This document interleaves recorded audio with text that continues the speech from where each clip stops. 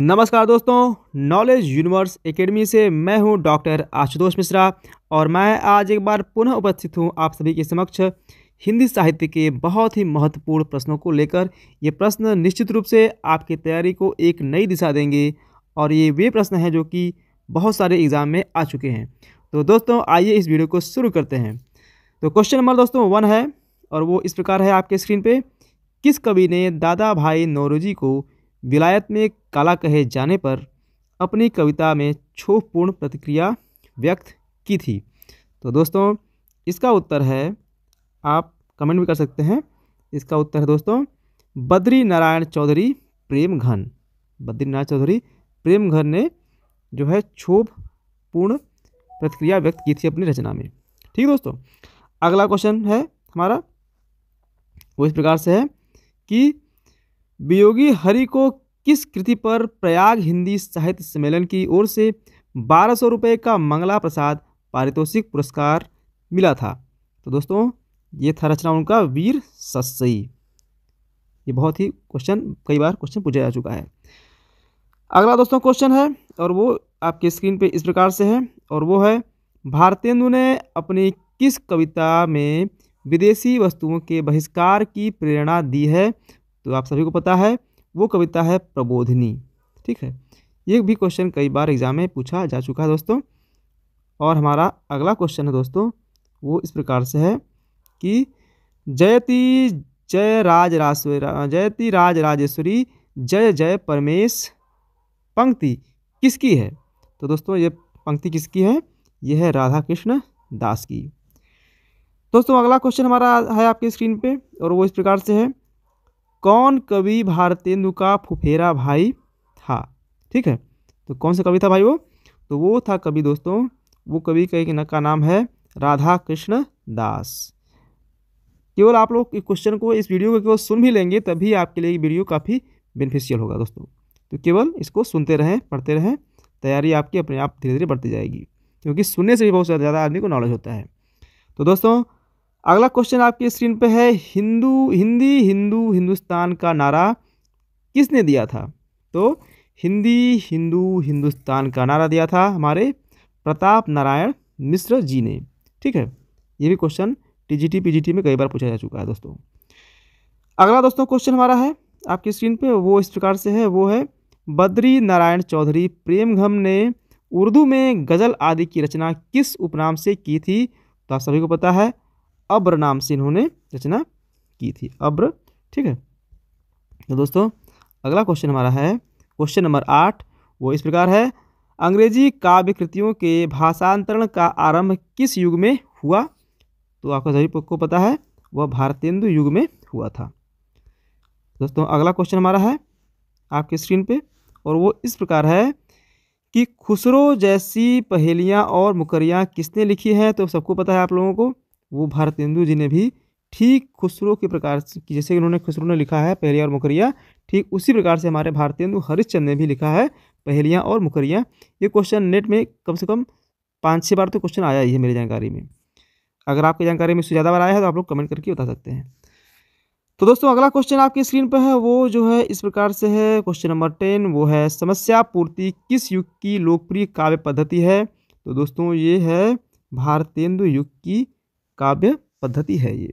ठीक है, अगला क्वेश्चन आपके स्क्रीन पे है दोस्तों, वो है, हिंदी साहित्य में आधुनिकता के प्रवर्तक कौन माने जाते हैं? तो वो माने जाते हैं भारतेंदु हरिश्चंद्र ही माने जाते हैं आधुनिकता के प्रवर्तक। ठीक है दोस्तों, अगला क्वेश्चन आपके स्क्रीन पे है दोस्तों और वो इस प्रकार से है और वो क्या है? वो है, हिंदी की हिमायत किसकी कविता है? तो सभी को पता है आप लोगों को, हिंदी की हिमायत जो है कविता है प्रताप नारायण मिश्र जी की ये कविता है, जिसका नाम है हिंदी की हिमायत। ठीक है, बहुत ही मैंने दोस्तों इसमें वीडियो बनाने में बहुत ज़्यादा मेहनत की है और वही केवल क्वेश्चन मैं लेके आया हूँ जो कि आपके एग्ज़ाम के लिए बहुत ही उपयोगी है, चाहे आपका कोई भी एग्ज़ाम हो। अगला क्वेश्चन दोस्तों हमारा है और वो इस प्रकार से है, वो है क्वेश्चन नंबर 13, हमारो उत्तम भारत देश किसकी पंक्ति है? तो ये पंक्ति है राधा चरण जो है गोस्वामी जी की। ठीक है, अगला दोस्तों हमारा क्वेश्चन है और वो आपके स्क्रीन पे इस प्रकार से है कि आधुनिक काल के प्रारंभिक काल को क्या कहा जाता है। क्वेश्चन नंबर 14 है ये।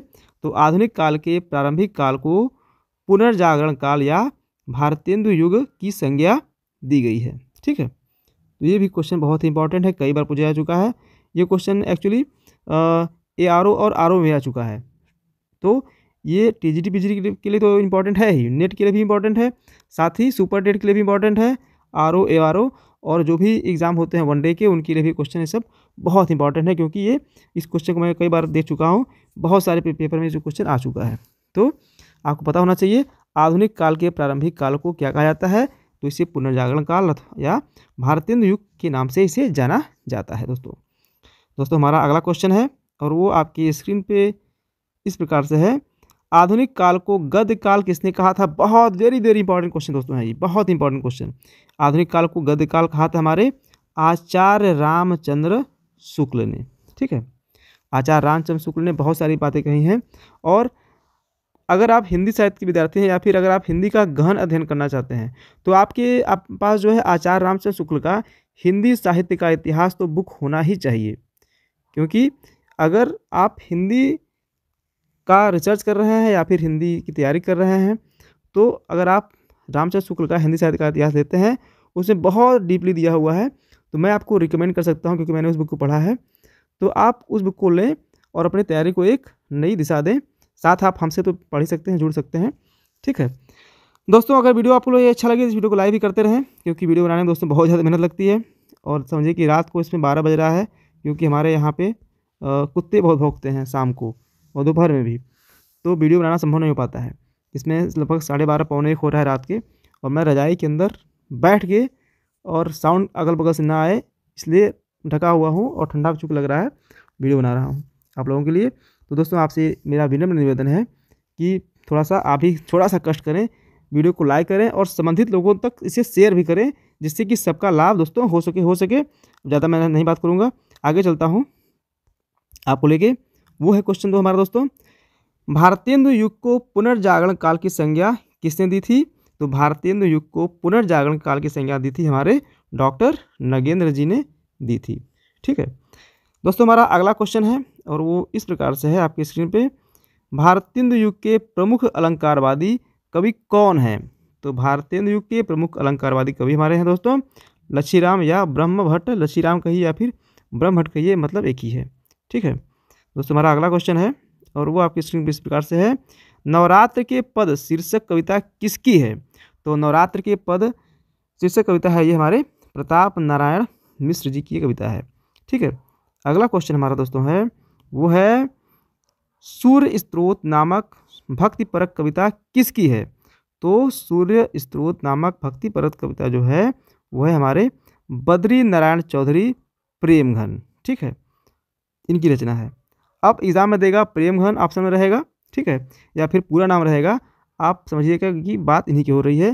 प्रेमघन इनका टाइटल है या फिर प्रेमघन इनका जो है उपनाम है दोस्तों। ठीक है, बहुत सारे कवियों का उपनाम है, जैसे सूर्यकांत त्रिपाठी निराला हैं, तो सूर्यकांत त्रिपाठी उनका नाम हो गया और निराला उनका हो गया उपनाम। ठीक है, महादेवी वर्मा हो गया। ठीक है, ऐसे जो है हमारे जो जयशंकर प्रसाद हुए हैं उनको प्रसाद के नाम से जाना जाता है। ठीक है, सुमित्रानंद पंत जी हैं उनको पंत के नाम से जाना जाता है। तो ठीक उसी प्रकार से बद्रीनारायण चौधरी प्रेमघन को केवल प्रेमघन के नाम से भी जाना जाता है। तो आप ये सब चीज़ें याद करते रहेंगे, आपके लिए काफ़ी अच्छा रहेगा दोस्तों। तो अगला हमारा क्वेश्चन है और आई थिंक ये लास्ट क्वेश्चन भी होगा, और दोस्तों ये है क्वेश्चन नंबर 20। भारतेंदु युग के गुरु कौन थे। बहुत इंपॉर्टेंट क्वेश्चन दोस्तों, ये भी क्वेश्चन कई बार पूछा चुका है। तो भारतेंदु युग के विद्या गुरु कौन थे। तो वे थे राजा शिव प्रसाद सितारे हिंद। ये बहुत ही क्वेश्चन इंपॉर्टेंट है, इसको याद पढ़ लीजिएगा, इसको याद कर लीजिएगा, काफ़ी आपके लिए अच्छा रहेगा। क्वेश्चन देखिए दोस्तों, ये 20 क्वेश्चन मैं आपके लिए लेके आया था, और ये 20 क्वेश्चन अगर आप केवल 2-4 बार वीडियो खाली चालू करके छोड़ देंगे और उसको सुनते रहेंगे, काम करते हुए भी इसको अगर सुनते हैं, तभी इसका आंसर आपको मालूम चल जाएगा, और इसमें से एक आध क्वेश्चन आपके एग्जाम में आ ही सकता है। आगे दोस्तों हमारा नंबर दिया हुआ है, आप देख सकते हैं 7021363862। अगर आप हमसे पढ़ना चाहते हैं, हमसे कोचिंग पढ़ना चाहते हैं, ऑनलाइन भी हमारे यहाँ जो है कोर्सेज अवेलेबल हैं, ऑफलाइन भी कोर्सेज अवेलेबल हैं। अगर आप बनारस के रहने वाले हैं तो आप हमसे जुड़ सकते हैं, ऑफलाइन भी पढ़ सकते हैं, और ऑनलाइन आप अगर आप पढ़ना चाहते हैं तो दिए हुए नंबर पे आप कॉल कर सकते हैं, फी वगैरह जान सकते हैं, और अपनी तैयारी को एक नई दिशा दे सकते हैं। उम्मीद करता हूं दोस्तों ये वीडियो आपके लिए काफ़ी बेनिफिशियल रहा होगा। अगर मेरे पढ़ाने का प्रयास आपको अच्छा लगा, मेरी बातें आपको समझ में आई, तो इस वीडियो को आप लोग लाइक करें, शेयर करें और चैनल को सब्सक्राइब करना बिल्कुल न भूलें। मिलते हैं ऐसे ही नेक्स्ट वीडियो के साथ, तब तक के लिए दोस्तों धन्यवाद।